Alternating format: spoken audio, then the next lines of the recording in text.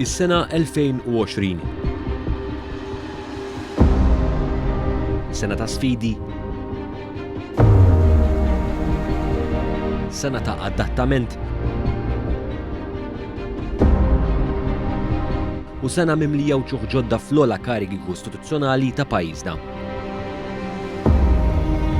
Kif qed noqorbu lejn tmiem din is-sena li ser tibqa' mnaqxa fl-istorja, One News permezz ta' dan is-servizz se jagħti ħarsa kronoloġika mill-bidu ta' din is-sena lejn it-tibdil fl-ola karigi ta' pajjiżna.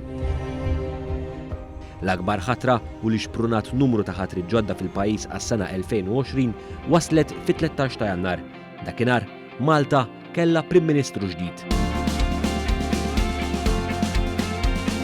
L-avukat Robert Abela ħal ġurament fil-Palazz tal-President wara li fis-sigħat bikrin tal-ħadd filgħodu huwa nħatar bħala mexxej tal-Partit Laburista. Jiena Robert Abela solennement naħlef li naqdi fedelment u skont il-kuxjenza id-dmirijiet tiegħi bħala Prim Ministru skont il-Kostituzzjoni u l-liġijiet ta' Malta. Mingħajr biża' jew favur. Hekk Alla jgħinni.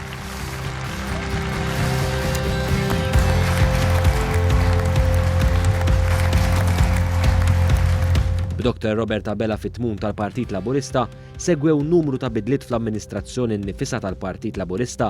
L-ewwel bidla waslet fil-kariga ta' Segretarju tal-Eżekuttiv Nazzjonali tal-Partit Laburista, kif Catherine Fenech ħadet post Mart il-Prim Ministru Dr. Lidja Bela fil-31 ta' Jannar. Però f'dan il-perjodu ma kienx biss il-Partit Laburista li kienet jibdel il-karigi tiegħu. Fit-12 ta' Frar, Francis Zammid Dimek tal-Partit Nazzjonalista inħatar Segretarju Ġenerali interim wara riżenja ta' Clyde Pooley kif għal darbtejn kien ilmenta dwar qatt ta' manuvri li saru minn deputati u ċirku ta' nies li baqgħu qatt ma aċċettaw lil Adrian Delija fit-tmum tal-partit. Intant fis-26 ta' Frar, il-Partit Laburista kompla bit-tiġdid pożittiv tiegħu kif ralwi ġdid ta' Giorgia Zoppardi fil-kariga ta' kap eżekuttiv kif ħapost Randolph De Battista. It-8 ta' April immarkat l-ewwel ġurnata fejn fiha Gvern Laburista b'mod konkret beda jara riżultati mill-isbaħ favur il-governanza tajba u s-saltna ta' dritt. Dakinhar Dr. Market Kuti inħatar bħala Prim Imħallef minflok il-Prim Imħallef Emeritu Joseph Zoppardi li rtira bleta. Il-ħatra ta' Dr. Market Kuti waslet wara qbil unanimu fil-Parlament. Kif nafu l-qrati tagħna huma waħda mit-tliet branki ewlenin tad-demokrazija f'pajjiżna. Hija bla preċedent ukoll għaliex nafu li bej iż-żewġ partiti politiċi wkoll anke ma' ċertu sezzjonijiet tas-soċjetà ċivili, is-saltna ta' dritt kienet dak is-suġġett li qasmitna f'dawn l-aħħar xhur, f'dawn l-aħħar snin ukoll.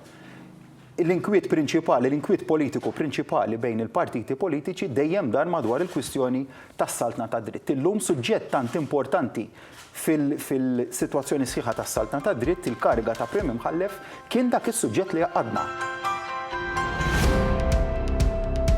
Ir-riformi fl-ola istituzzjonijiet ta' pajjiżna ma waqfux hemm.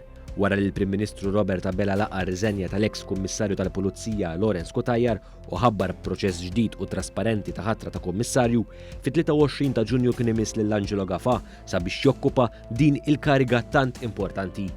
Għal din il-ħatra, konformi mar-rakkomandazzjonijiet tal-Kummissjoni Venezja, il-Partit Nazzjonalista għamel bojkott fil-grilling ta' Gafà fil-Kumitat Parlamentari tal-Ħatrit Pubbliċi.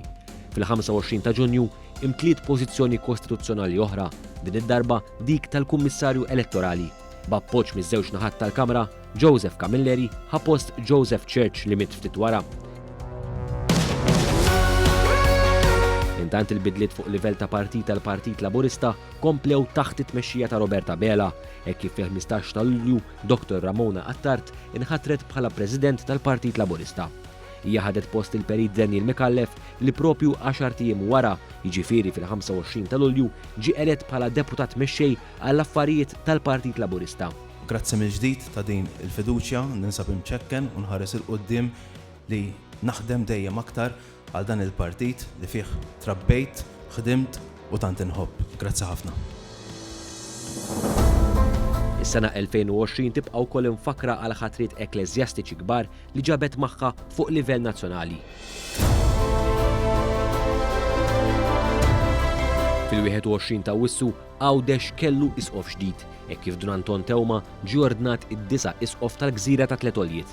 Dun Tewma kien ilu involut fil-Kummissjoni Ġuġeżana Familja Fawdex u anke kien delegat tal-Isqof Mario Grek fil-Kummissjoni.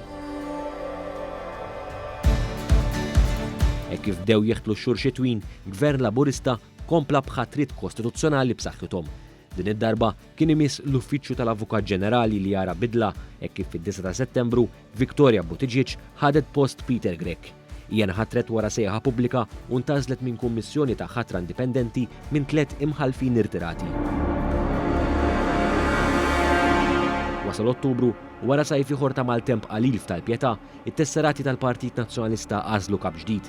Bernard Grek ġie elett bħala l-kap tal-Partit Nazzjonalista wara t-tieni elezzjoni ta' kap f'tem ta' sentejn kif l-ex kap Adrian Delija ġie sfiduċjat f'diversi organi differenti fih dan il-partit stess. Dan wara li ġie żvelat li Adrian Delija kien f'kuntatt mal-allegat mandant fil-til ta' Defni Caruana Galizja Jorgen Fenek. Minn hemmhekk segwew aktar sondaġġi li komplew jitfgħu ir-riħ fil-poppa tad-deputati ribelli sabiex fl-aħħar waslu biex intefgħu bruħhom u ġisimhom wara Bernard Grek. Minn hemmhekk skattat kampanja mill-aktar maħmuġa fejn fost oħrajn ġie żvelat kif Bernard Grek evita għal aktar minn darba milli jħallas it-taxxa dovuta u saħansitra iddikjara inqas minn dak li daħħal verament. Fis-7 Ottubru, Bernard Grek ħal ġurament bħala kap tal-Oppożizzjoni.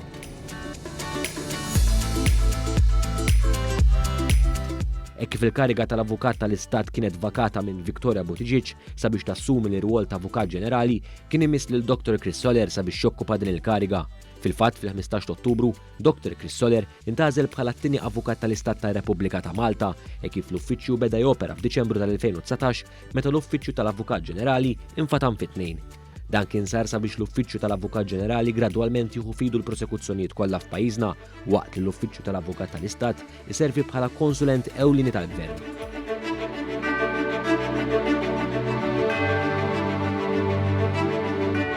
Il-kreazzjoni ta' Mario Grek bħala t-tielet Kardinal Malti u Awċi kienet l-aħħar ħatra għal din is-sena. Din waslet fit-28 ta' Novembru fil-Bażilika ta' San Pietru fil-Vatikan.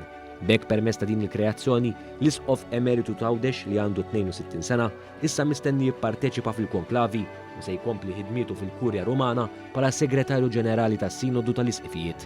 Grek kien l-ewwel persuna li sejjaħ il-Papa Franġisku sabiex ikun kardinal minn fost lista ta' 13.